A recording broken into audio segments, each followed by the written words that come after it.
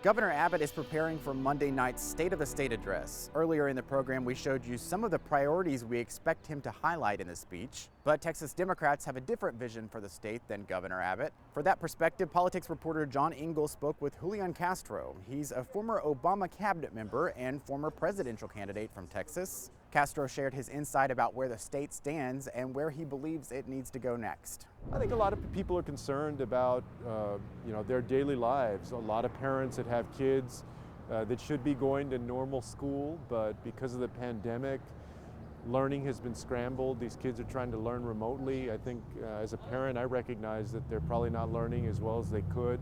A lot of folks are still out of work. A lot of small businesses are still closed down, especially in industries like the hospitality industry, restaurants, bars. Folks are concerned about whether there's even going to be a job left there in a couple of months.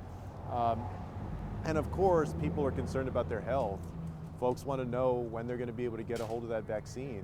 There haven't been enough vaccines that have been distributed. Even a lot of our elderly population that was supposed to have the vaccine available have not been able to get it because some appointments come online and right away they're gone within minutes. We had 9,000 vaccines that became available, and those literally within 15 minutes were gone. All of the appointments for those were gone. So we need to do a better job of all of that. What do you think have been the biggest missteps of leadership in the state through the pandemic? Is anything that glaring moment that you look at as, here's what we did wrong and here's what I would have done differently? Yeah, I mean, the state's leadership and Governor Abbott made a big mistake early on in rushing to reopen the state before we had enough testing and contact tracing in place, and then sending mixed messages to local communities about whether they could take it into their own hands to put safety measures in place. It's been this back and forth, and because of that, Texas has one of the worst COVID outbreaks in the country.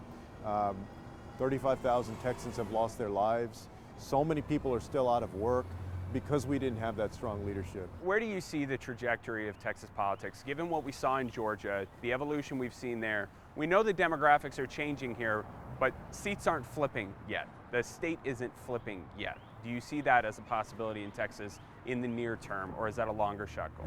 Yeah, I mean, I think what you saw happen in Arizona and what happened in Georgia in 2020, that's the direction that Texas is heading in. 8 years ago, Barack Obama lost Texas by a lot, and then 4 years ago Hillary Clinton lost it by 9 points, and this in 2020